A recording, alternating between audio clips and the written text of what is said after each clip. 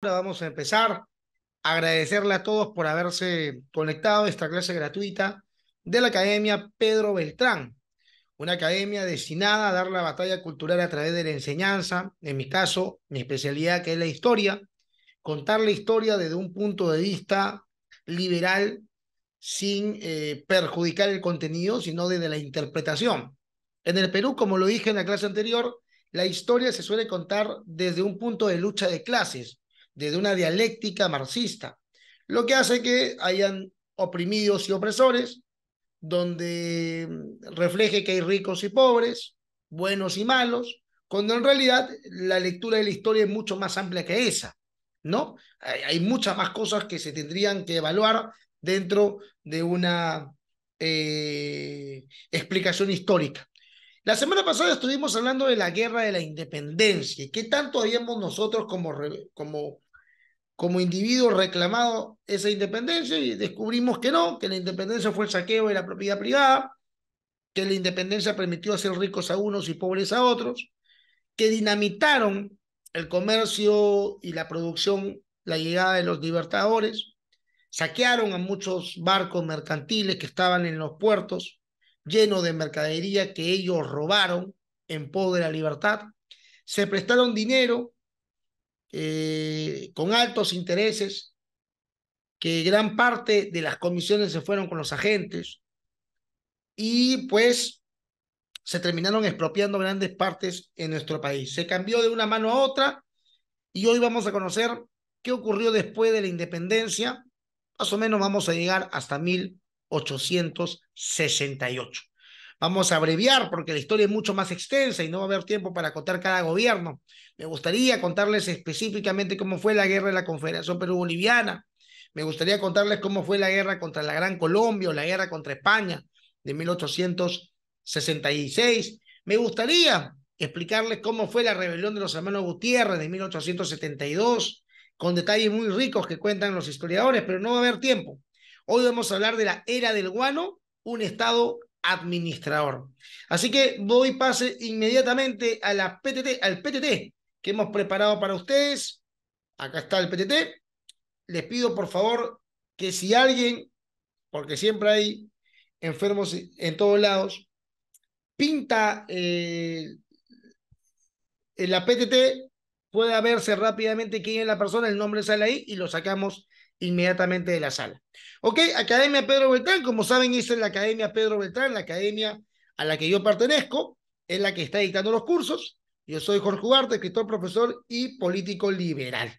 Ok, vamos a conocer un poquito en introducción lo que vamos a contar hoy. El artículo 66 de la Constitución Política de Perú reza lo siguiente: los recursos naturales renovables y no renovables son de la nación. El Estado es soberano en su aprovechamiento. La otra vez estuvimos conociendo el significado de nación y el significado de Estado, ¿verdad? Nación son un grupo de individuos que comparten el folclore, la historia, la cultura, las costumbres, ¿verdad? Son grupos humanos. Mientras que el Estado son grupos burócratas, son políticos, son funcionarios. El Estado y nación no son lo mismo. ¿Ok? El Estado es soberano en su aprovechamiento, dice el artículo 66 de la Constitución vigente. Con este poder, el gobierno sea de la tendencia que sea, tiene la potestad de expropiar tus tierras si es que en ellas se encuentran algún recurso natural. O sea, si tú haces un hueco en tu casa y no encuentras nada, sigue siendo tu hueco, sigue siendo tu sótano. Pero si en esa excavación encuentras petróleo, oro, cobre, deja de ser tuyo, el Estado se agarra ese recurso y se lo lleva. ¿Ok? Tú ya no eres dueño. Eso que quede claro porque, para que se entienda, no es que tú no puedes construir un sótano, puedes construirlo, pero si en ese sótano se encontrase el recurso, ya no es tuyo, es del Estado. Tiene la potestad. Si las comunidades que hoy reclaman derecho de propiedad sobre los yacimientos mineros en el interior del país hubiesen nacido en Texas, serían millonarias y desarrolladas, pero nacieron en Cusco, en Ancash, en Cajamarca, en Arequipa o en Tacna y son pobres. ¿Ok? Vamos ahora aquí. Este poder del Estado sobre los recursos naturales, con ese título le puede llamar así a cualquier capital, El Estado, por ejemplo, le llama recurso natural al, al, al sistema radioeléctrico, al espectro radioeléctrico, el Estado le llama recurso natural. Eso también, también le pertenece al Estado, su administración. El Estado le puede llamar, por ende, recurso natural a todo lo que se le ocurra. No solamente a piedras preciosas, a petróleo, puede llamarle lo que quiera, y en eso, en ese bautizo, el Estado se puede agarrar lo que se le dé la gana. ¿Ok? No nace vamos a leerlo de nuevo para que se entienda. Este poder del Estado sobre los recursos naturales no nace con la República, sino esta la hereda de la época virreinal. Guillermo Yates, en su libro El robo del subsuelo, nos brinda, es argentino, lo pueden leer, nos brinda un recorrido por la historia de este derecho arrogado por el Estado, encontrando sus orígenes en el derecho indiano. O sea, los derechos, el derecho que creó los que crearon los españoles cuando conquistaron tierras del Tahuantinsuyo. Cuando los españoles conquistaron el imperio del Tahuantinsuyo, no aplicaron las mismas leyes castellanas en los nuevos territorios invadidos, sino uno especial, un especial. El profesor Emilio Arizmendi Echecopar, en un artículo que hace referencia a la expropiación velasquista de la IPC, de la International Petroleum Company, a finales del 60, explica que la corona respetaba el derecho del subsuelo en la península. Es decir, si tú en la península encontrabas un recurso debajo de tu tierra, era tuyo, excepto si encontrabas carbón o hierro. El carbón era para los barcos que necesitaba la corona española meterle, obviamente, en sus calderas, y por el otro lado, el hierro para el armamento. Entonces, el Estado en la península española decía, todo es tuyo excepto carbón y hierro. Sin embargo, cuando los españoles llegaron a Tahuantinsuyo o a las tierras como Sudamérica, Mesoamérica y Centroamérica, no aplicó el mismo reglamento allá. Aquí lo aplicaron distinto. Ese se conoce como el derecho indiano. ¿Ok? En todo lo demás, el español tenía derecho a lo que encontrase debajo de su propiedad.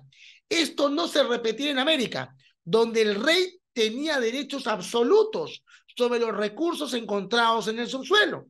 Esta norma se legisló hasta convertirse en una tradición jurídica, amparada ahora por la ley explícita. El rey se le debía de pagar un quinto real por toda la explotación minera en Hispanoamérica. Acá tenemos a Enrique Gersi, que hay una explicación de él en un artículo escrito, en una exposición escrita, donde explica más profundamente este tema, que quien lo quiera saber me avisa para pasar el link. Los independentistas querían liberarse de los opresores españoles, peninsulares, explotadores que se llevaban nuestra riqueza. Estoy siendo sarcástico, por favor. Sin embargo, querían mantener las viejas costumbres de poder sobre los recursos naturales. En realidad, solo anhelaban el poder que la corona concentraba.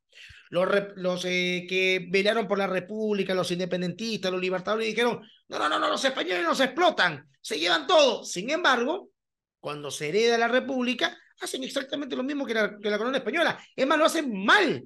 La corona tenía experiencia. Los nuevos libertadores que van a copar el poder no tenían experiencia de gobierno, eran mediocres. Eran militares muy buenos para la guerra, pero muy malos para la administración de recursos. Y eso lo llevó a bancarrotas terribles.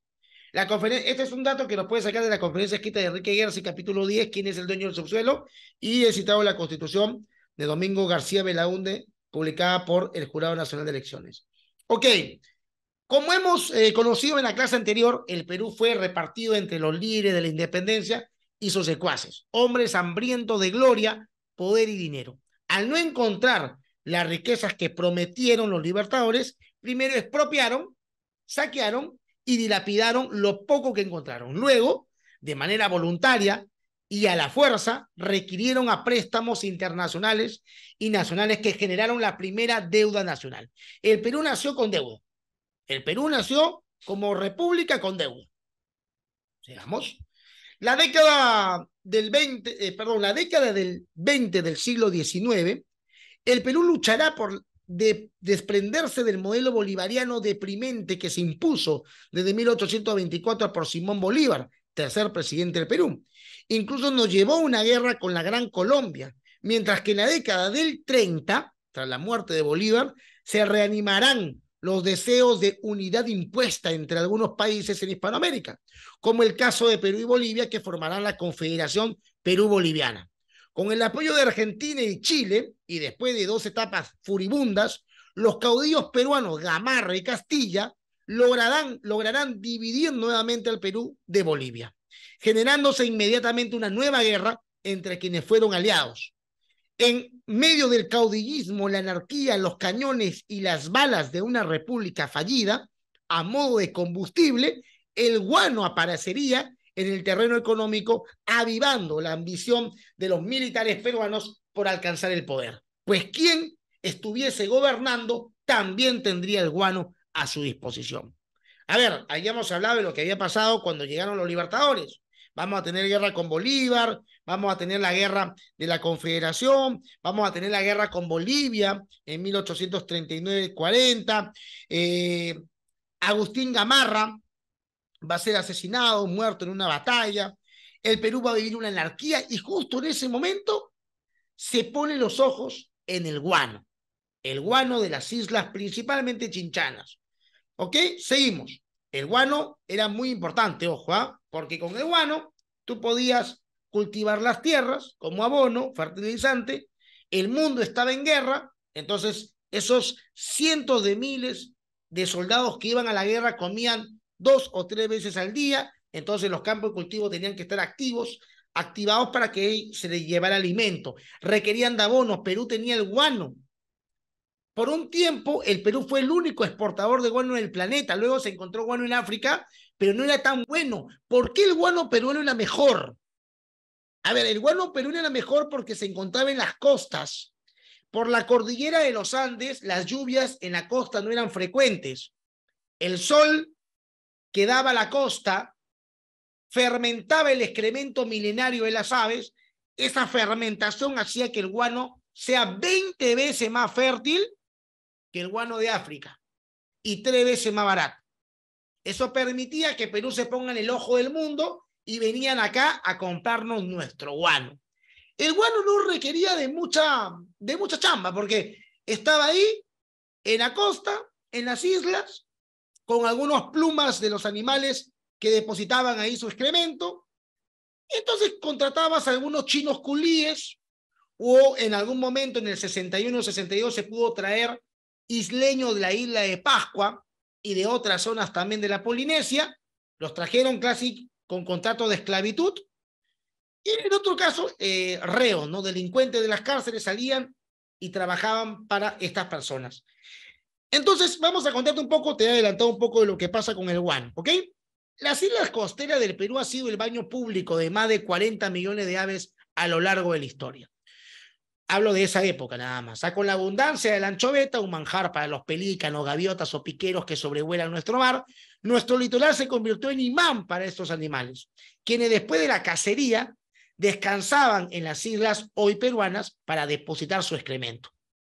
Con el tiempo y con el sol, por la ausencia de lluvias en la costa, estos desechos se fermentaban produciendo un abono 1000 veces más efectivo que cualquiera de la época. Éramos el baño público de las gaviotas, de las aves.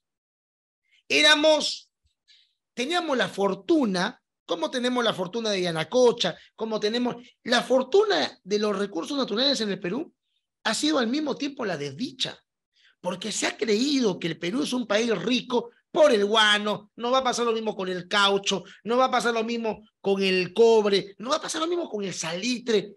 La fortuna del Perú ha sido nuestra desdicha. ¿Sabes por qué? Porque el Estado ha estado detrás siempre. Porque no han existido genuinos derechos de propiedad sobre esos recursos. Y hay gente que todavía sigue creyendo, no, ya vendrá el buen gobernador que sepa administrar los recursos. En 200 años no hemos encontrado a ningún Mesías. Ya llegará el Mesías que sepa hacer una buena empresa pública para que explote el cobre, la plata, el zinc. Oh, ahora es el litio de Puno, ¿no? Ahora es el litio. Mañana, ¿qué será? Hace poco era el gas, ¿no? Siempre lo administramos mal. Bueno, el Estado lo administra mal, ¿no? Bueno, el guano también fue lo mismo. Se encontró, era mucho más efectivo que los que había en África, con el que competimos en algún momento, pero los aplastamos a los exportadores de ese recurso, principalmente las empresas inglesas, y Perú estaba pero en la pompa de todo. Sigamos. El Estado peruano fue el administrador soberano de este recurso. ¿Por qué era tan importante? Pues el guano servía como fertilizante en los campos de cultivo. El mundo estaba definiendo sus nuevas fronteras. Campañas libertadoras y de conquistas se libraban por todos los frentes. Enormes ejércitos ofrendaban sus vidas por razones muchas veces injustas. Cientos, miles y millones de hombres en el mundo debían de alimentarse todos los días. Los campos de cultivo necesitaban estar bien abonados y Perú tenía ese abono que tanto necesitaban las potencias de la época, el guano. Como te digo, solamente lo empaquetabas, lo limpiabas, a veces ni siquiera era necesario limpiarlo, de las plumas de las aves o de las piedras que estaban por ahí, lo metías a la bolsa y se acababa el problema. Seguimos. Acá, el Estado inicia la administración. En 1840 el gobierno aplicó un estanco al guano, es decir, un monopolio estatal. Yo me voy a hacer dueño del guano, dijo el Estado. Acá nadie más puede explotarlo si el Estado no lo permite. El Estado no tenía máquinas, pues no tenía los contactos en el extranjero para venderlo directamente. Entonces el Estado dijo, yo tengo el monopolio de permiso, este guano es mío, dijo el Estado, es mío. Como dirían los chicos, chepibola. Primero, yo lo agarré, esto es mío. Así que nadie más puede explotarlo si es que yo no se lo permito. El Estado se apoderó del recurso natural como lo habían hecho los conquistadores, los españoles, en el pasado, que le pagaba regalía al rey. Ok, ahora era el Estado el dueño. Exactamente igual, o sea, no hay ninguna independencia monetaria, no, se cambiaron nada más de gobierno. Había un Estado monárquico, ahora había un Estado republicano. Permitió por medio de licitaciones que sean los privados quienes comercializaran el recurso, contrataran mano de obra para su explotación, chinos culíes, más adelante esclavos de la Polinesia y también reos, transportaran a los puertos la mercancía y finalmente que sean ellos quienes la vendieran a las potencias del mundo. El empresario conocido como consignatario se quedaba con una comisión de la venta, la mayor parte era el Estado quien recibía el dinero. Sin embargo, desde el primer contrato, el Estado exigió a los empresarios adelantar pagos de las ventas que aún no se habían realizado, originándose la deuda interna del país. ¿Para qué necesitaba dinero el Estado? Para abastecerse de armas suficientes con que pelear contra un enemigo interno nacional que, al igual que el gobernante de turno, quería dominar el guano a su antojo. O sea, el Estado dijo, yo soy el dueño de esto, ¿quién quiere explotarlo? Levantaba la mano un empresario, yo quiero explotarlo. Ok, para que tú lo explotes, tienes primero que adelantarme la cantidad de lo que vas a vender. Entonces, si no tenías plata, no podías ser consignatario. Los consignatarios estaban llamados a ser personas ricas. Empresarios principalmente ingleses. La casa Gibbs va a tener durante 20 años el monopolio de la venta del guano en Inglaterra. La casa Gibbs le adelantaba al gobierno dinero de lo que todavía no vendía, a cambio de que le permitía tener el monopolio de la venta del guano en Inglaterra. ¿Ok? Va a tener por 20 años ese monopolio, de 1841 a 1861. La casa Gibbs. Cuando yo escucho que dicen, ay, los ingleses estuvieron con los chilenos en la guerra del Pacífico, ¿y qué? ¿La casa Gibbs qué eran? Eran serranos, eran selváticos, eran ayacuchanos. ¿De dónde eran los de la casa Gibbs? Eran pues ingleses. ¿Quiénes nos dieron los primeros préstamos? Ingleses. Acá se asentaron también ingleses, en Chile más, pero acá también, acá habían intereses muy importantes para los ingleses. Ok. Entonces el Estado tenía el control y le cedía a los consignatarios a cambio de que el consignatario tuviera efectivo, dinero. ¿Ok? Seguimos. Acá está. Este es el gran estatista de la historia republicana del Perú. Él es el responsable de que se creara por primera vez el presupuesto público.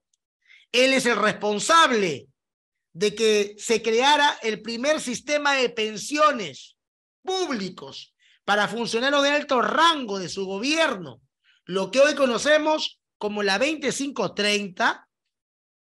Esa ley, no con ese nombre, sino con otro, fue creado por el señor Ramón Castilla.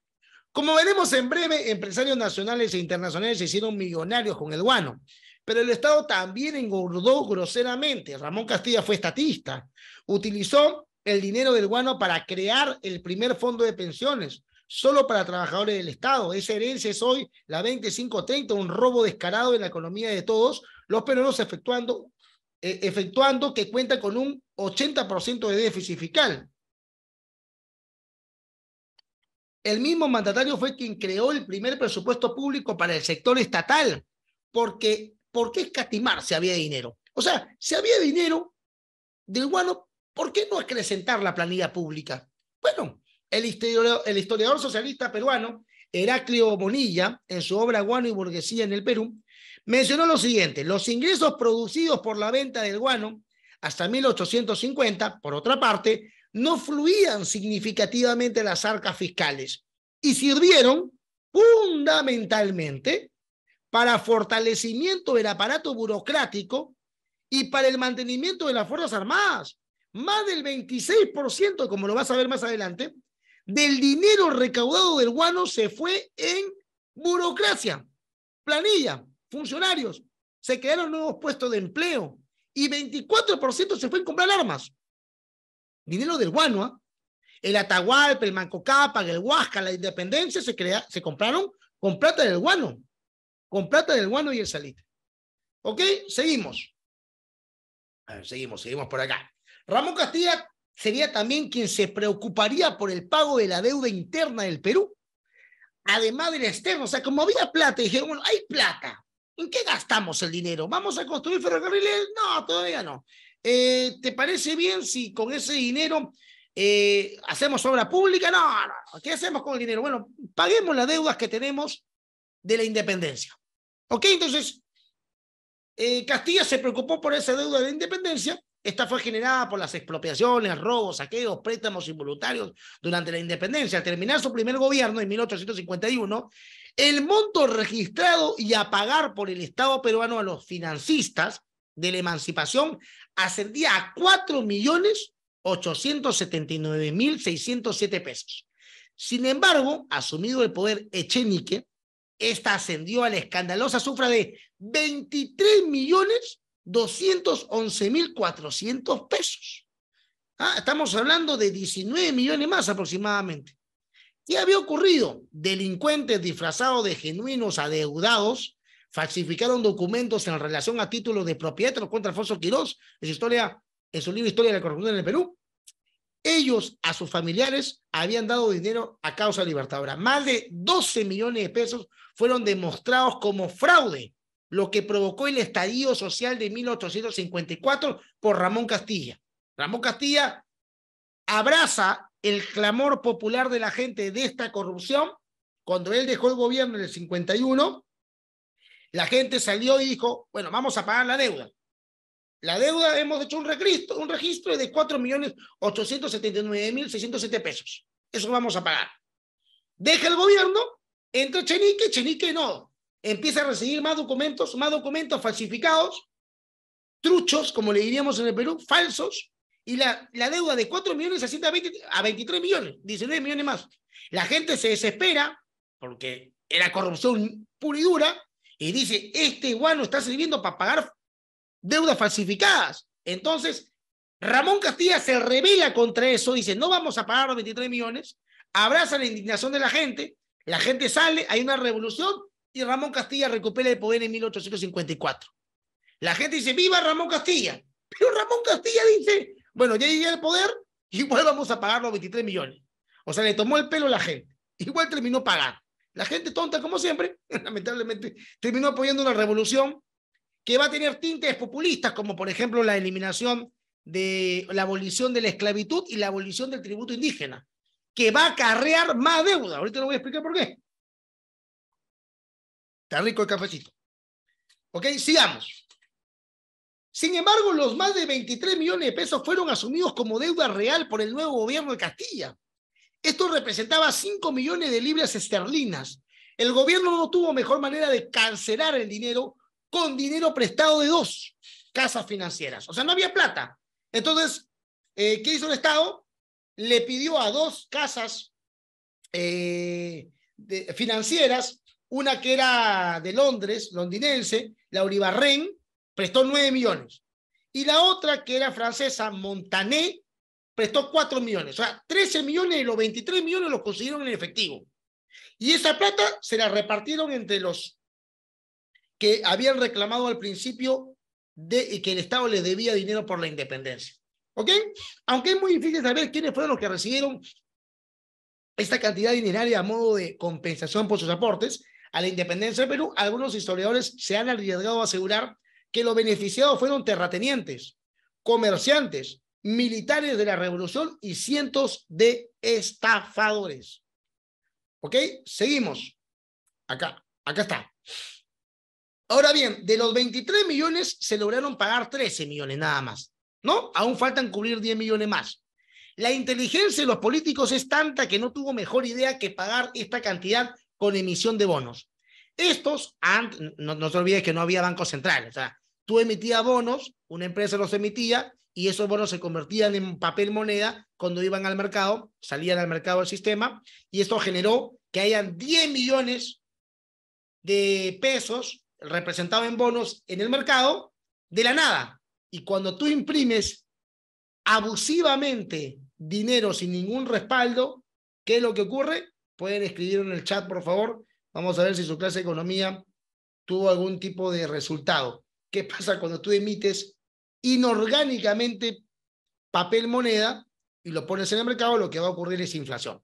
Y eso ocurrió. Hubo inflación, los precios se dispararon, la gente empezó a criticar, los más pobres que no habían recibido nada, la plata no les alcanzaba para nada, empezó a haber una crisis, revueltas por aquí, revueltas por allá, saqueos, robos, se intentó instalar nuevamente la pena de muerte que se había abolido, era un caos. El Perú se endeudaba para pagar la deuda nueva, o sea, de una deuda pasábamos a otra. Ok, seguimos. Este es un cuadro que ustedes, si gustan, nos pueden tener, se los puedo dar, no hay problema. La fuente está al final. Exportaciones de guano y otros productos seleccionados. Acá está, mira cuánto de guano exportamos, cuánto de salitre exportamos, mira cómo crecimos. La exportación fue apabullante en 1866 hasta el 70. Pero luego va a decaer el guano. El guano cae en exportaciones, el Perú ya no percibe porque va a pasar lo que les voy a explicar en breve. Miren cuánto exportábamos de plata, o sea, no éramos nada en exportadores de plata. Cobre, nada. Cobre, nada. Cascarillas, miren. Lana de oveja, lana de alpaca, algodón. Azúcar se levantó en el 75, en el 77 también. Cada quinquenio subió. Pero donde estuvo la plata fue en el salitre y el guano. Ahí están esos datos para que puedan saber de qué vivió Perú más. Ahí está. Desde 1841, ok, desde 1841. Es importante analizar este cuadro de acá. Vamos a ver que desde el 41 hasta el 61 estaba la Casa Gibbs.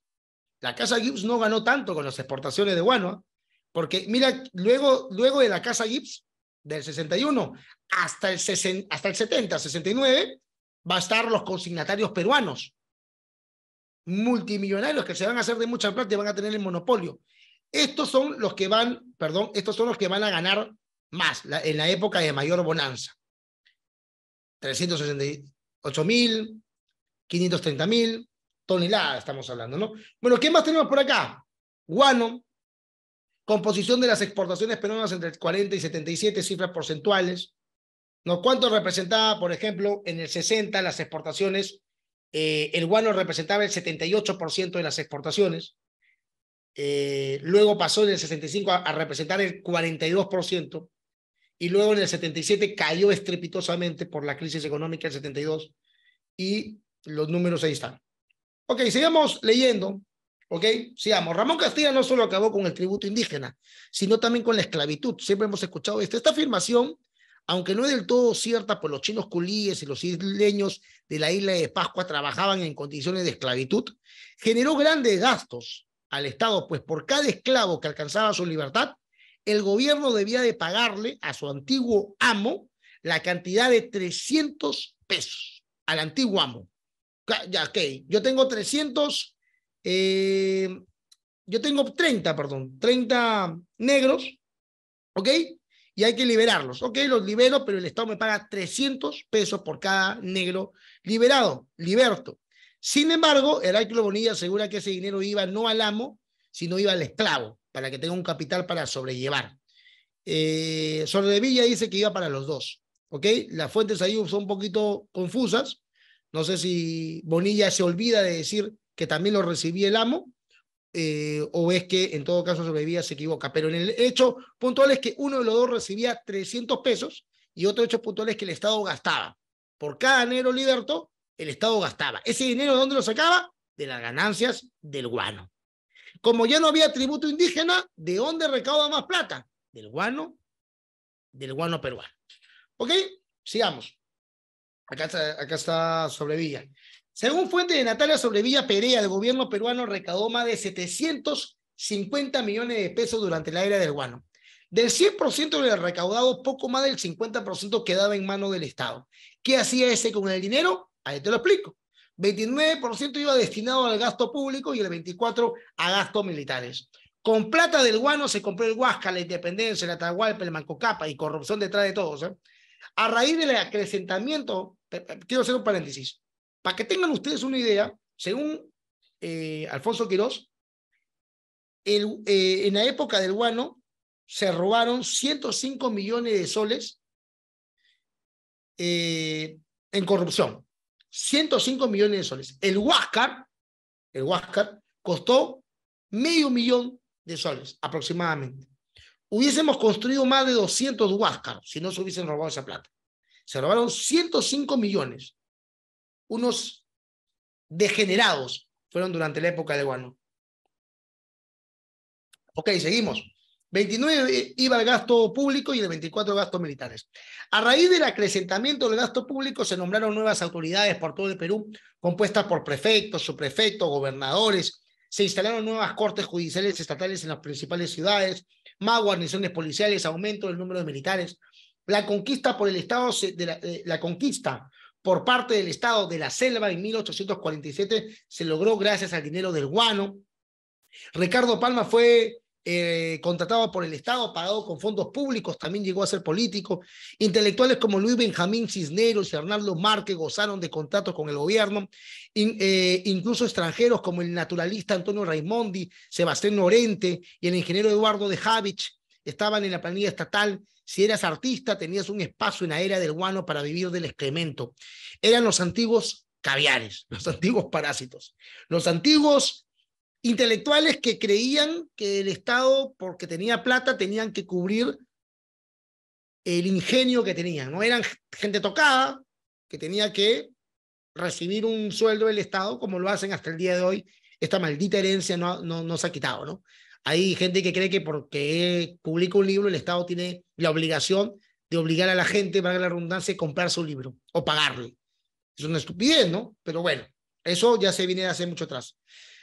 El 20% de todo lo recaudado se fue en pagar la deuda interna y externa. Extraer el guano era cosa sencilla, no se requería de mucho personal ni maquinaria.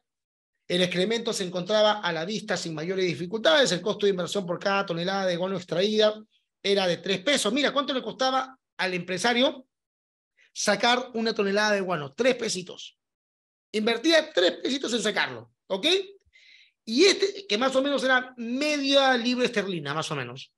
Y este tipo en su mejor momento lo vendió a Inglaterra cuando tenía el monopolio de la casa Gibbs, lo vendió hasta 20 libras, o sea, 100 pesos, más o menos. ¿Ah? Un montón. Para que veas cómo es que un producto tan barato podía costar tanto en el mercado.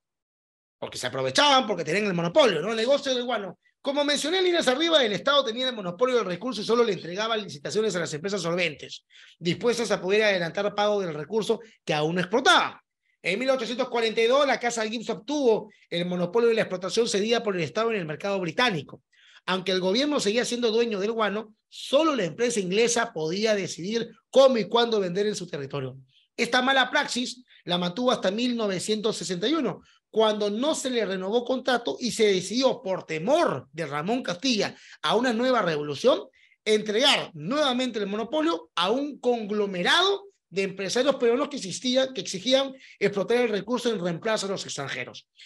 Estos empresarios nacionales eran conocidos como los hijos del país, pero en realidad le pertenecían a la sociedad consignataria del guano, quienes, a pesar de sus reclamos, habían recibido en 1850 el monopolio de la venta de guano en España, en Francia, en China, en las Antillas y en Estados Unidos. Pero al carecer de la solvencia económica que sí tenían sus colegas británicos, tuvieron que abandonar todos los mercados, excepto el norteamericano.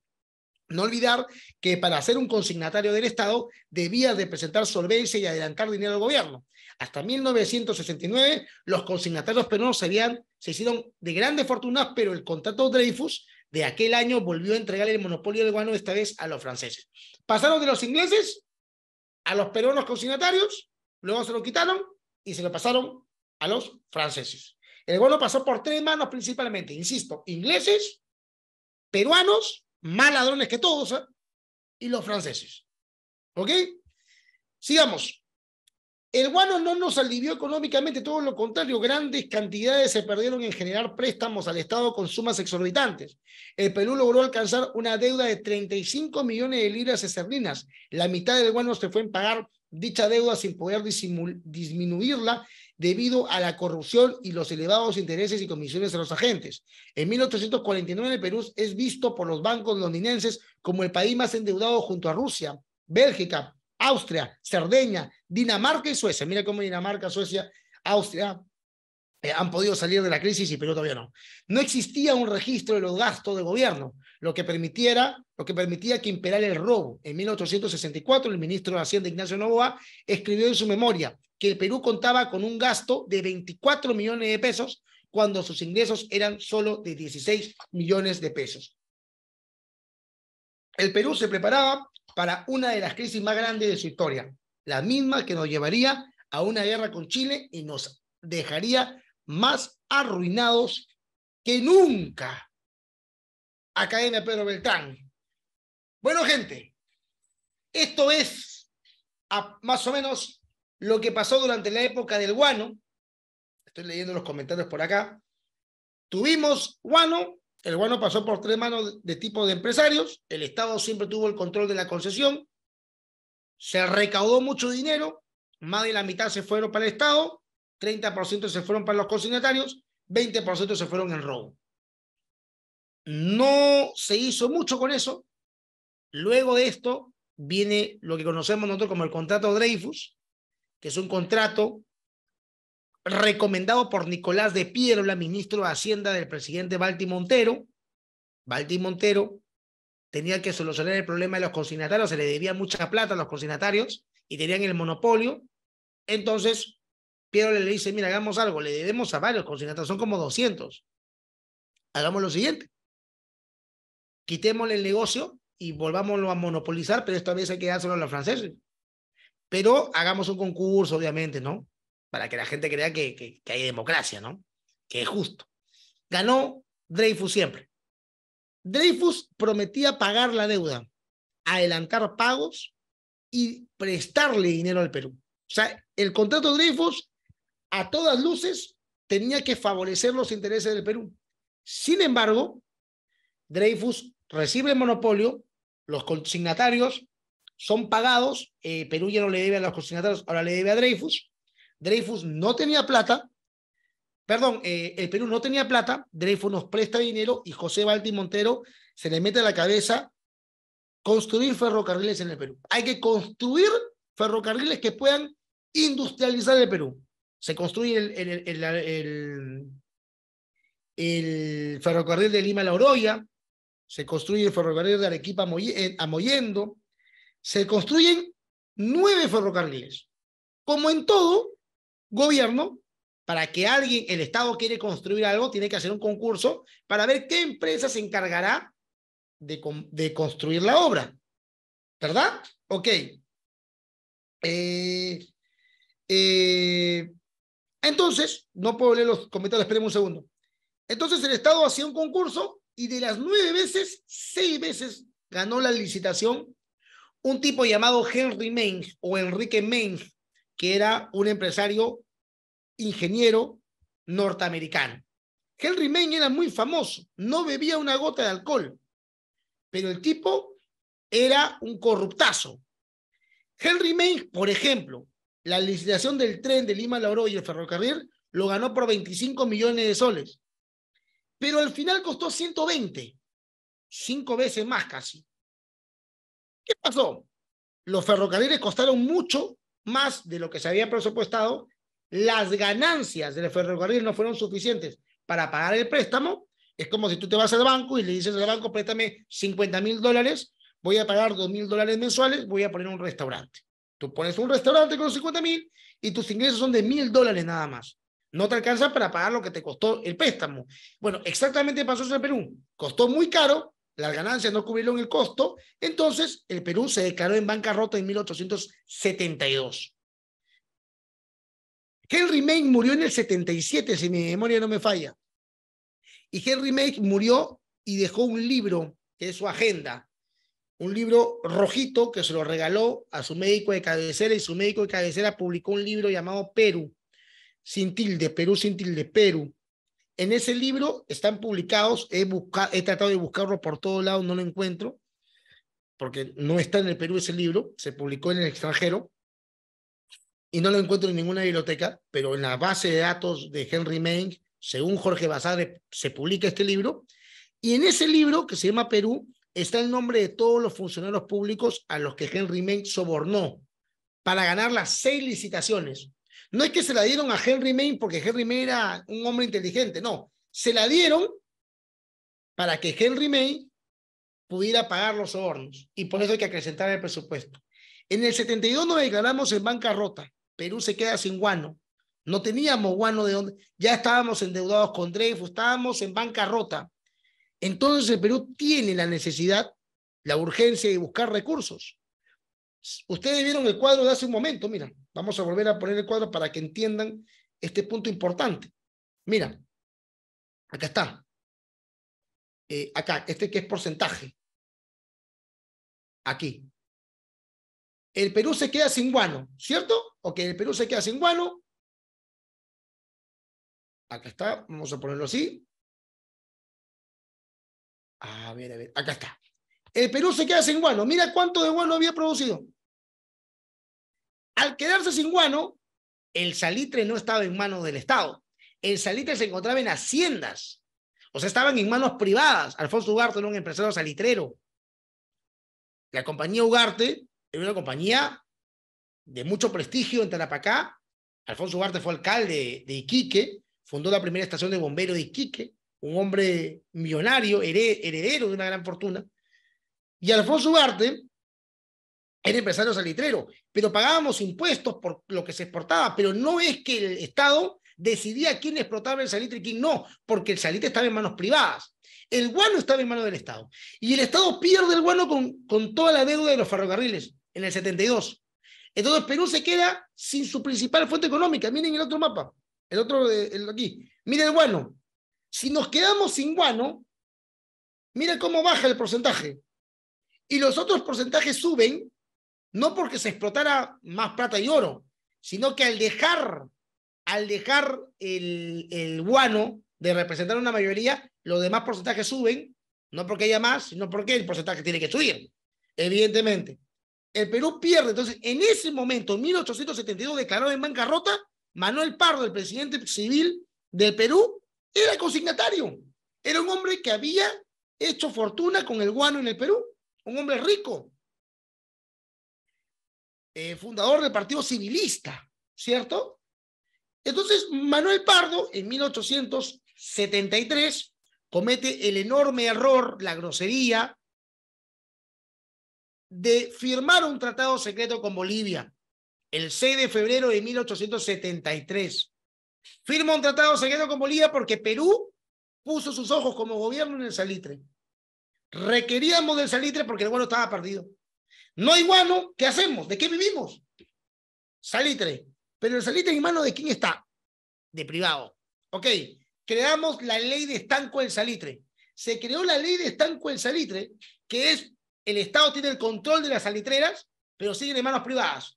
Pero tienen que pagar impuestos, el Estado decide a quién se lo da, pero siguen siendo privadas, entre comillas.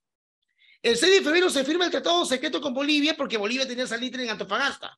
Y Perú quería el salitre de Bolivia para monopolizar como lo había hecho con el guano.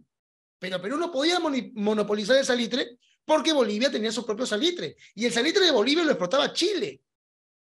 Perú, consternado, firma el tratado secreto con Bolivia. En 1875, Perú estatiza las salitreras.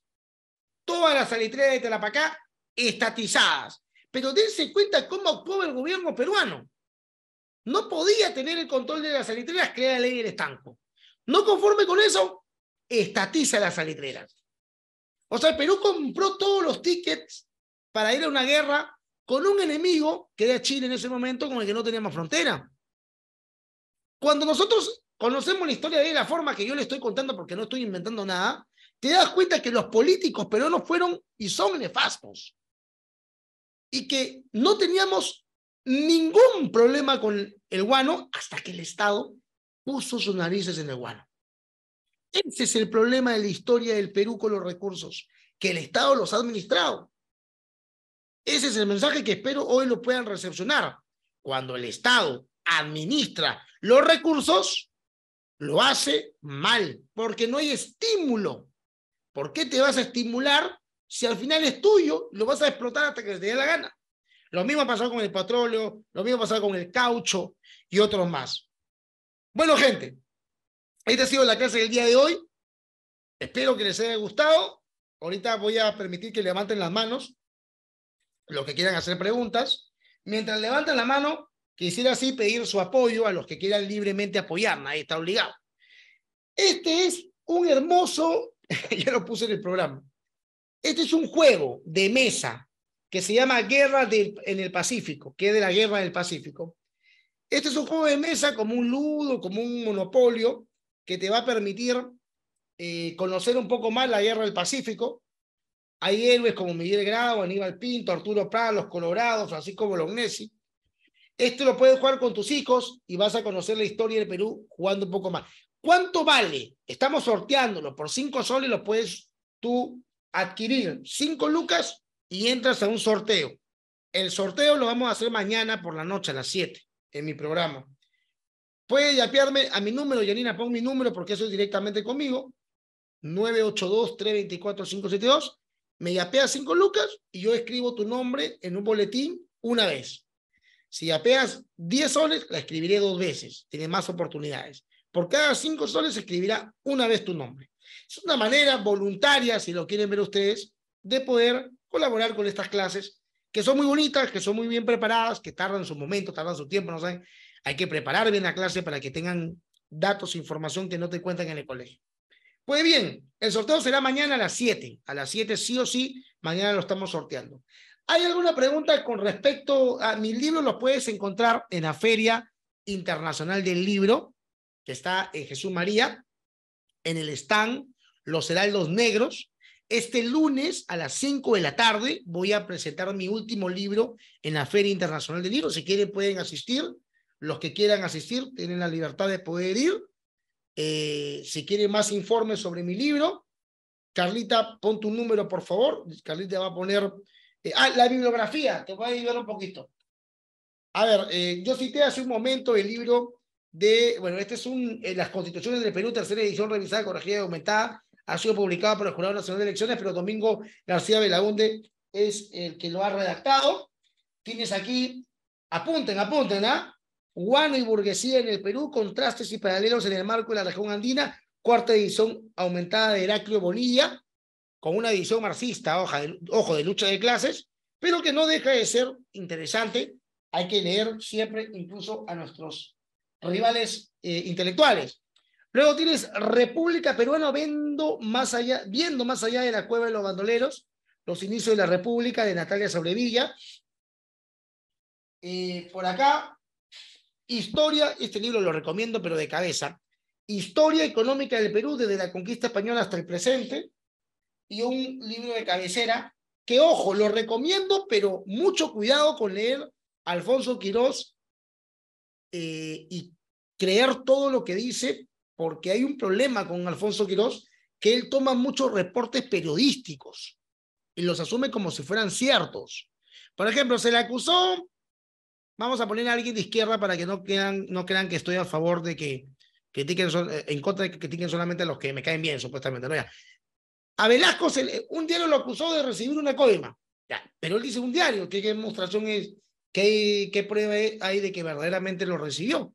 ¿No? Él cita muchos diarios, muchos periódicos, y es un poquito delicado, así que mucho cuidado, si él dice, vayan a la fuente y van a ver, si la fuente es un diario, vete al diario y ven qué terminó, si fue sentenciado o no, si se descubrió que fue verdaderamente culpable o no. Acá está, ¿ok?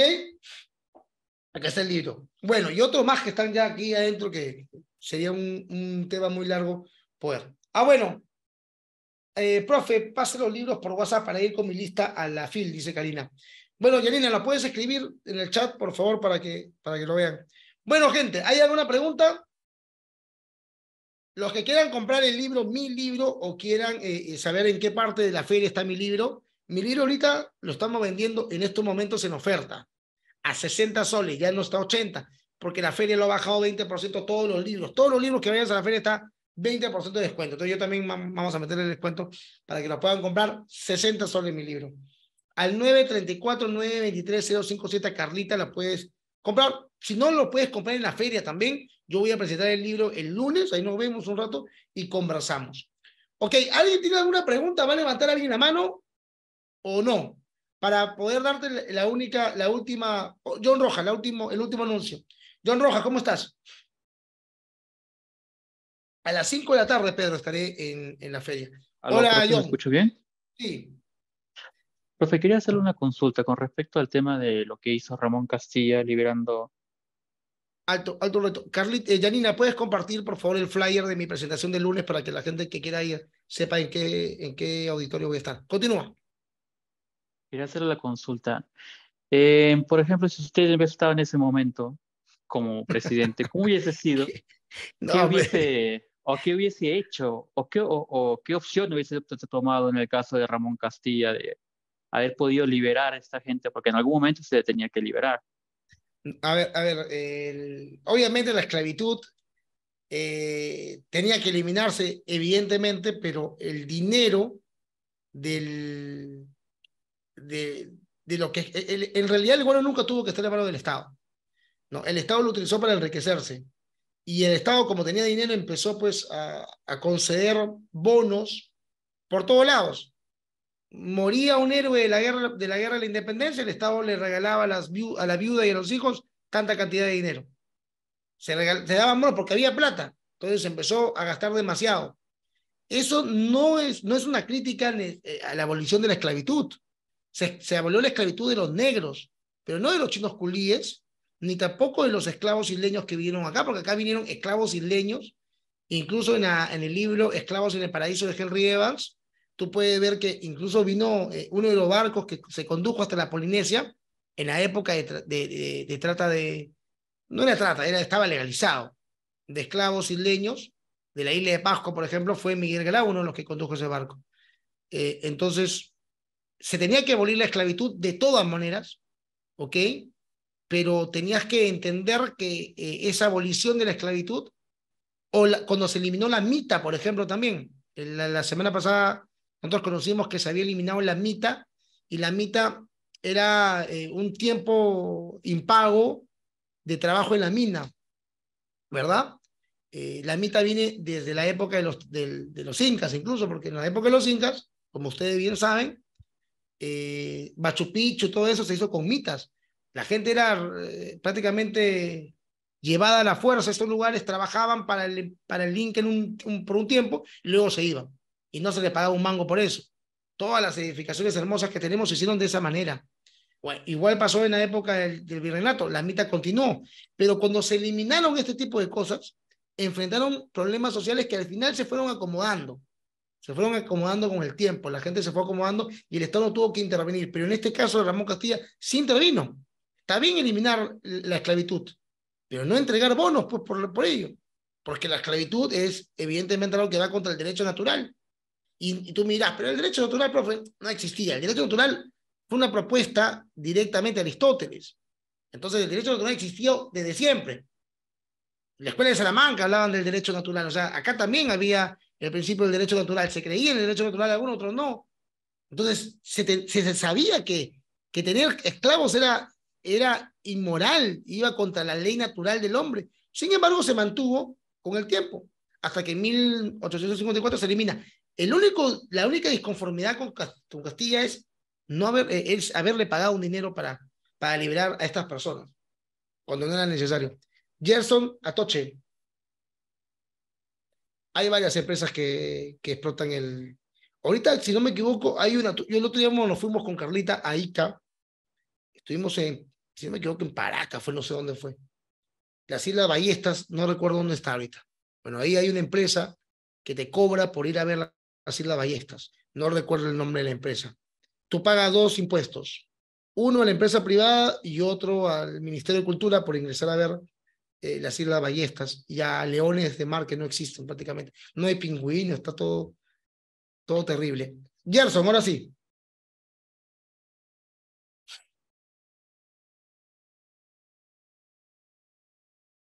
A ver, mientras Gerson van terminando. Ahora sí, ya me activaron el audio. ¿Cómo estás, Profesor, hermano? ¿qué tal? ¿Cómo está? Muy buena clase, muy buenos datos. Solo una pregunta ahí. Habló sobre especuladores, yo les llamaría así a los que emitieron eh, papeles para cobrar la deuda, que hicieron que se inflara el gasto público, ¿no? Al pagarles. ¿Usted diría que eh, en esos momentos hubiera sido bueno el Banco Central de Reserva? No, Y si es así, no, jamás, este, jamás. ¿cómo se hubiera podido frenar esa especulación? Porque hay un ente regulador para poder frenar eso, ¿no? No, no hay un ente regulador. El mercado es el que termina autorregulándose. El gobierno nunca tuvo que haber pagado ese dinero. Es que cuando el Estado, mira, detrás de esa emisión está el Estado. Detrás de la emisión inorgánica de bonos que se pusieron en el mercado sin respaldo, detrás de esa emisión estuvo el Estado. Entonces, el culpable de esa inflación fue el Estado por regalar 10 millones de pesos que no tenían respaldo. Se colocaron en el mercado así por así, con una población un poco más de 1 millón de habitantes. Estuvo mal, pues, ¿no? Eso estuvo pésimo, no se tuvo que haber hecho. Entonces, si tú te das cuenta, ¿por qué hubo inflación? Porque el Estado estuvo ahí. El Estado nunca tuvo que haber estado ahí. El Estado nunca tuvo que haber dado esos 10 millones. Y lo dieron y respaldaron a las casas que lo emitieron con el amparo del Estado. El Estado era el garante en ese momento. Pero no se acuñaban monedas de manera privada. El Estado podía contratar para que las emitieran o los privados también podían contratar a las casas monedas que acuñaban. El Estado respaldó esos 10 millones de pesos. Entonces, la culpa la tiene el Estado. Si tú creas el Banco Central, estás dándole más poder al Estado de un problema que el Estado generó. No lo generó el privado, no lo generó el individuo, sino lo generó el Estado. Creo que con esto respondí. Quiero mostrarles esto rapidito.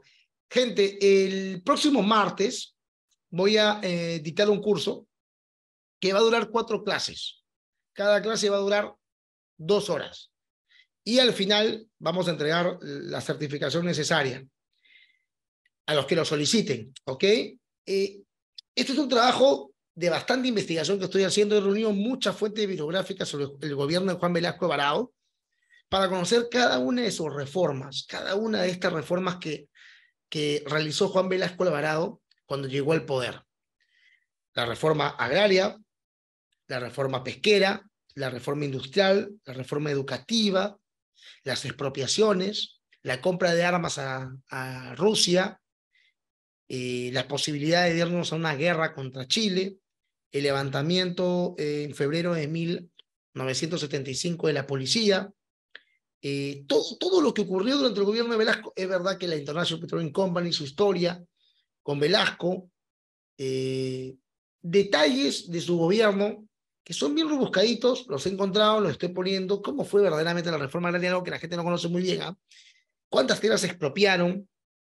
En qué momento más adelante la gente va a poder tener poder sobre esto? Todo esto lo voy a dictar el próximo martes, son 4 clases, vamos a dividirlas bien para que todos los que quieran entrar lo puedan hacer.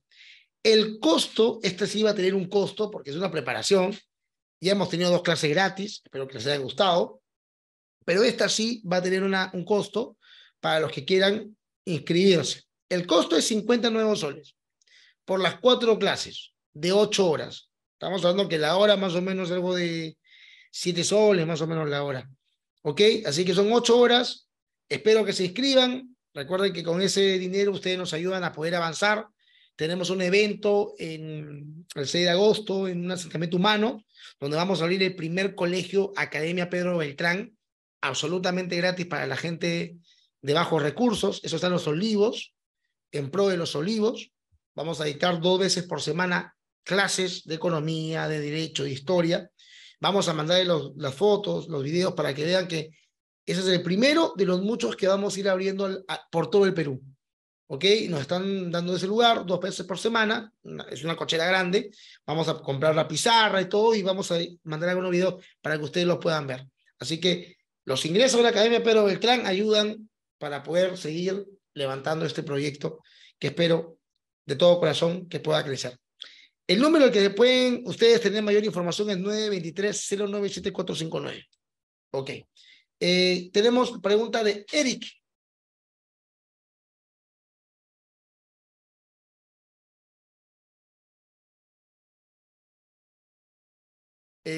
Eric, no, está Sí, ahí está. ahora, ok, ya, hola, ¿qué tal? Buenas noches a profe Jorge Ugarte y a todos. ¿Qué tal? La siguiente pregunta es, todo lo que he explicado sobre estos malos manejos del Estado frente a los recursos naturales, en este caso del guano, ¿estuviera evitado si es que se hubiera aplicado la regla que usted dice del subsuelo, que el propietario de la superficie también es propietario del subsuelo, así como en Texas, Estados Unidos? ¿Se hubiera evitado, digamos, tanta corrupción, tanto malos manejos? ¿Hubiera sido mejor, digamos? ¿Usted qué piensa? A ver, mira, en el caso de las islas de Chincha, estaban en las islas despobladas, eran islas, islotes, que eran depositarios de excremento de las aves, no había gente viviendo en este lugar, ¿no? En este caso, la mejor opción hubiera sido simplemente privatizarlo y que por las exportaciones que tenían o por la explotación que tenían, pagan un impuesto, ¿no? Pero sin embargo el Estado entregó concesiones en medio de corrupción, como les he dicho, a 3 tipos de monopolios distintos y ninguno de los 3 funcionó, ¿no? Eso fue lo que principalmente ocurrió. Yo en mi caso lo hubiese privatizado, el Estado yo como gobierno aplicaría otro tipo de manera de generar riquezas. La riqueza se genera con la división del trabajo, la riqueza se genera con una estabilidad social. Perú no tenía estabilidad social. Habían, había una guerra civil, una anarquía terrible durante esta época, conflictos por todos lados, guerra con Bolivia principalmente en el 30, a finales del 30, antes la guerra con la Confederación, más adelante la guerra con España, el 66, compramos mucho armamento. O sea, el Perú usó ese dinero simplemente para beneficio propio en el caso del Estado. Tenemos que entender, bueno, la posición que tengo yo, o sea, si no lo quieren entender no hay problema, pero o sea, bajo la visión que se tiene de país, un país, he demostrado, no es rico por la cantidad de recursos, sino es rico por la división del trabajo. Porque un empresario va a venir a invertir al Perú, ¿por qué? Porque ve que hay estabilidad política, porque se ve que hay estabilidad económica, porque ve que no están cerrando carreteras, porque ve que no se incendia nada, porque se respeta la propiedad privada, ¿no? O sea, con toda sinceridad, con todas las marchas que tenemos, ¿ustedes creen que es rentable tener un negocio en estos momentos frente a la Plaza San Martín, por ejemplo? ¿Tú pondrías un negocio frente a la Plaza San Martín? Sería una locura, pues. ¿Invertirías todos tus ahorros de tu vida para ir a poner un negocio en la Plaza San Martín? Evidentemente no. Entonces, eso pasa cuando no hay estabilidad, se retiran capitales, se empiezan a escapar y bueno, pues obviamente el capitalista va a buscar su beneficio, ¿no? Bueno, vamos con Manuel Cristian. Sí, a Francisco Quirós, que fue un empresario bastante acaudalado, ¿no? Francisco Quirós, muy rico, le dio el primer contrato guanero a Francisco Quirós, empresario. Dale, Manuel, tiene razón, Hola, profe. Jesús. Hola. Profe, no entendí la última parte sobre el salitre, o sea, que el salitre ya estaba privatizado como un... ¿Cómo? sobre el salitre, sobre sí, ya estaba privatizado sobre el El Estado, ya no tenía salitre, control. a ver, te explico, las tierras de Tarapacá estaban en manos, o sea, tú tenías una hacienda, el salitre es un nitrato, ¿ok? Como expliqué el tema del bueno, vamos a explicar el tema del salitre. El salitre es nitrato. Entonces, el Océano Pacífico bañaba el desierto de Atacama. El desierto de Atacama es gigante. Algunos dicen que llega hasta Ica.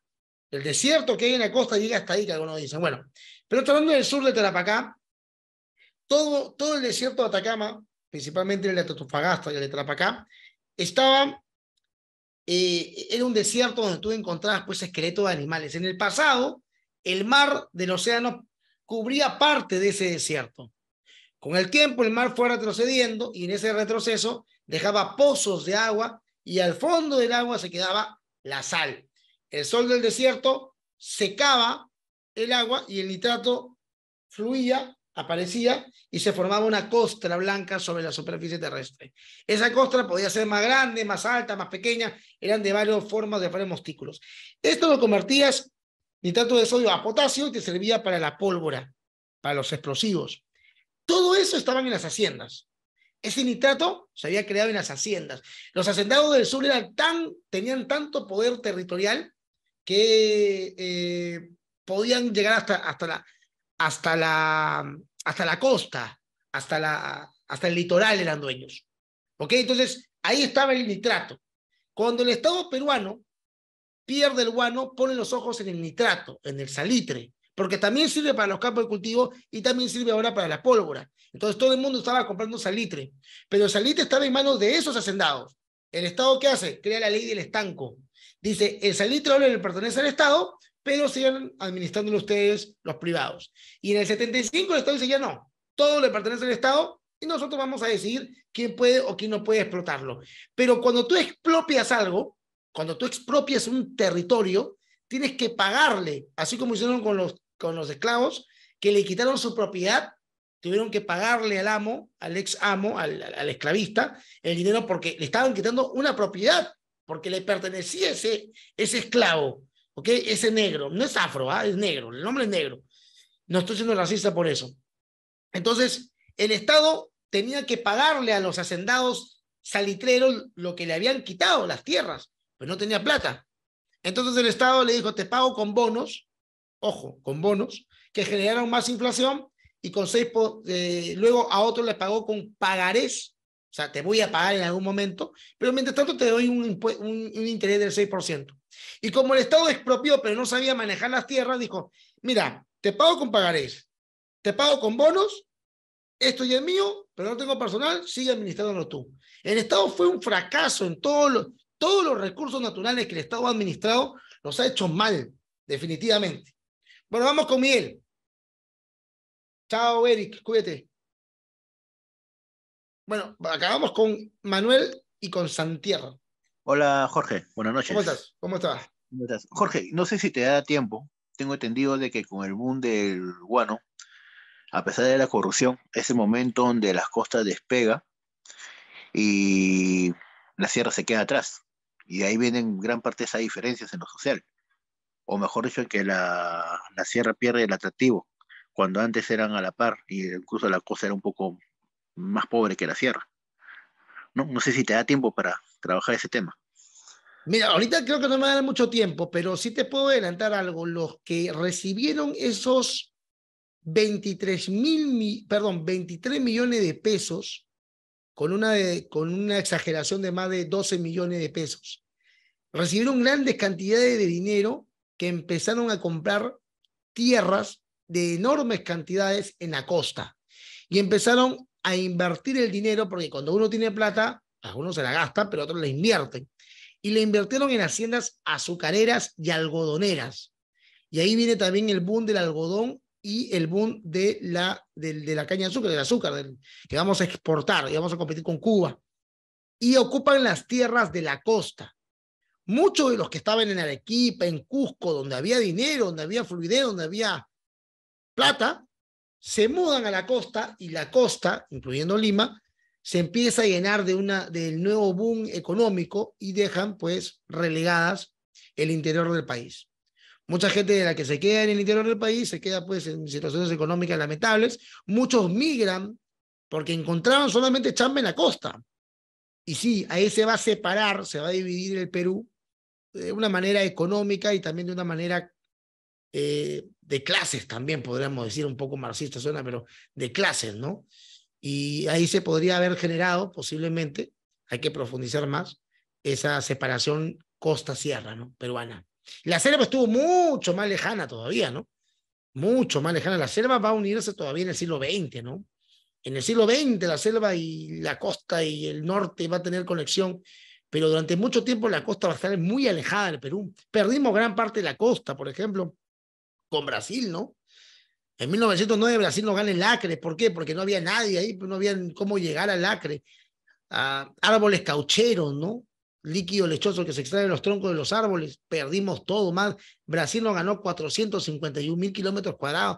Perdimos Leticia, la parte norte con Colombia, se la entregamos también por dejadez del gobierno, porque estábamos más concentrados en la costa, en los puertos, en las haciendas que estaban en esa zona, y abandonamos pues el interior del país, ¿no?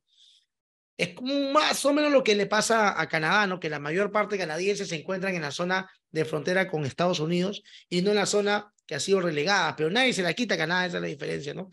Yanina, te voy a pasar Manuel Villavicencio. Yanina, Manuel Villavicencio ha comprado 4 tickets del sorteo, así que ahí le pones pues 4 tickets de sorteo a Manuel Villavicencio. Última pregunta de mi amigo, bueno, 2 preguntas, Santier y luego Roger. Con la carretera que construyó Fernando Belaúnde Terry, Rodolfo, principalmente en su primer gobierno. Obviamente exterminando a varias tribus o grupos originarios. ¿Ah? Vamos, Santier, ¿cómo estás?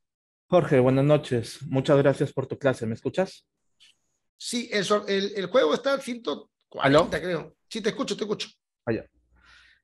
Mira, yo quería más o menos ir por un mensaje un poco más por la corrupción. Quería que nos enseñes qué podríamos hacer en este momento. Te doy un ejemplo simple. Las OC de las municipalidades. Las contrataciones, por ejemplo, si yo busco en el CAC en estos momentos, yo no puedo ver el detalle de las contrataciones menores a 40.000 soles, si no me equivoco. Solamente me dice el RUC a dónde y el monto total, pero, por ejemplo, esto no está controlado. Y así, pues, otras cosas que oculta el Estado para tapar sus corrupciones, que todos sabemos. ¿Qué podemos hacer como nosotros, como personas de a pie, para, no sé, para mejorar, para estar enterados? Bueno, debería de salir en el portal de transparencia todo, ¿no? Hay un portal de transparencia donde supuestamente toda la información de gasto del Estado de contrataciones debería estar ahí absolutamente No, no está. expuesta, ¿no? Bueno, si no está, debería, ¿no? Pero más allá también de eso que debería estar ahí, debería estar, no debería ocultarse nada. Hay una cultura que el peruano también, y es algo que la gente no entiende, o sea, nunca podríamos ser como Singapur en el sentido de que con una dictadura cambiamos todo como Singapur lo ha logrado. Singapur es, si bien es cierto, la economía es universal, ¿cómo se llama esto? Los principios económicos son universales, son los austríacos, es verdad, pero las revoluciones se enmarcan dependiendo de la cultura de la gente. Para alguna gente es más tolerable esto, para otra es menos tolerable lo otro. Por ejemplo, en Singapur no tolerarían la corrupción, en Perú la toleramos bastante la corrupción. La La llevamos en la toleramos, sangre. la llevamos en la sangre. Yo les voy a contar una experiencia rapidita. Esto ya no es, parece que no es historia, me van a chancar lo que han entrado por historia, pero esto es importante que lo sepan a modo de anécdota al menos. Me encontré, una vez nos reunimos con 3 empresarios. Tenían bastante plata. 2 se dedicaban a rublo de productos de primera necesidad. Tenían un montón de una jatazo en Huachipa, creo que era una jatazo, ¿eh? Piscina, perros de raza, hermosa la casa, bellísima la casa. Y el otro era empresario que importaba celulares, sacaron la vuelta a los impuestos, y el tipo recibió un montón de plata, traía celulares hasta por gusto.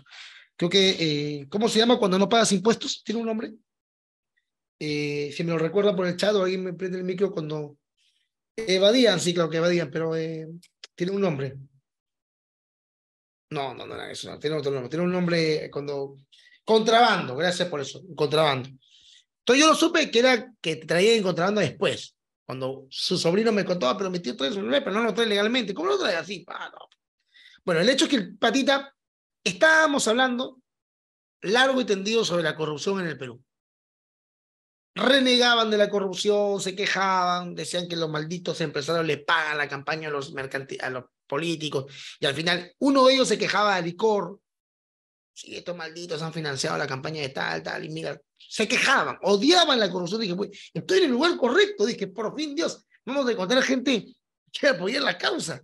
Y de una vez por todas, romper los oligopolios para que todos puedan competir en un mercado genuinamente honesto. Y al final de haber rajado de la Confied, de haber rajado la licor, haber rajado los bancos, sí, los bancos. Yo he estado en Panamá, los bancos, es una maravilla, Panamá. Acá dije, este es el lugar, este es el lugar. Sin embargo, a la hora de explicarles el proyecto político, le dije, pues necesitamos que empresarios como ustedes, que están cansados de los oligopolios, nos puedan ayudar a financiar el partido. Entonces uno de ellos agarró, que era castillista, porque parte de la Castilla, agarra y me dice, ok, yo te apoyo. ¿Cuánto necesitan? 300.000 soles. Ok, yo te apoyo. Y todavía dijo uno, 300.000, es una pulga de ese perro, me acuerdo que dijo, de su perro que estaba ahí. No es nada, 300.000 soles. Poco pana, ¿no? Y yo dije, bueno, eso es lo que necesitamos, 300.000. Ya, pero ¿qué me vas a dar a cambio? Me dijo el gordito, el que era castillista. Bueno, te voy a dar un Perú libre de oligopolios, al menos por ley. O sea, no va a haber una ley que ampare, o sea, no hay una ley que permita los oligopolios, pero hay una ley camuflada, ¿no? Que la ley de bancos, por ejemplo, que pide una serie de requisitos absurdos que son barreras burocráticas que impiden la nueva inversión. Eso lo vamos a eliminar. No le vamos a entregar ningún privilegio a ningún empresario. Así se libera el mercado y empresarios como ustedes, emprendedores que empezaron de abajo, van a poder tener la oportunidad de competir con ellos en el mercado. Y me dije, ¿pero qué? Pero dame algo, pues dame un ministerio. O mira, ¿qué te parece si creo una empresa? Así, serio, ¿ah? Creo una empresa de, no sé, ahorita la creamos, hacemos un poco de experiencia y me das áreas verdes, pues cuando estemos una municipalidad tuya me da área verde. Le digo, no, no te puedo hacer eso, ¿cómo voy a hacer eso? Yo voy a abrir el mercado para que todos puedan competir. Y él me dijo, o sea, yo te doy la plata, te financio y tú le vas a abrir el mercado a todos, incluyendo al que no financio, el que no te financió. Entonces yo le dije, tú estás pidiendo, estás renegando la corrupción y me estás ofreciendo corrupción. Ese día me fui muy desilusionado de los empresarios peruanos de ese lugar. Y me di cuenta que la criollada peruana, y no sé cuánto al final tengamos éxito, esperemos que lo tengamos, pero no sé qué tanto éxito podemos tener en los empresarios con esa mentalidad. De ahí me he reunido con dos más y piensan exactamente igual. Piensan exactamente igual. Si tú ves quién financia Antauro Humala, los financian empresarios del interior del país, del rubro zapatos, zapatillas, importadores, empresarios que diríamos bastante oriundos, ¿eh? Los financian. ¿Con qué objeto? Para que él, cuando llegue al poder, a ellos los apoye. Entonces, con ese tipo de política, qué difícil. Estamos luchando contra la corriente, estamos yendo en contra de la corriente de Humboldt. No es locura hacer lo que estamos haciendo. A veces cuando nosotros nos ponemos a pensar qué estamos haciendo en política, una locura. No sé hasta dónde lleguemos. Es más, no sé si lleguemos vivos, pero vamos a tratar de llegar. Roger, termino contigo. No, sí funcionaron, a Jesús. Sí funcionaron. Sí funcionaron los ferrocarriles de... Hola. Yanina, Luis Contreras, escribe su nombre 4 veces. Profe, buenas noches. Buenas noches, ¿cómo estás?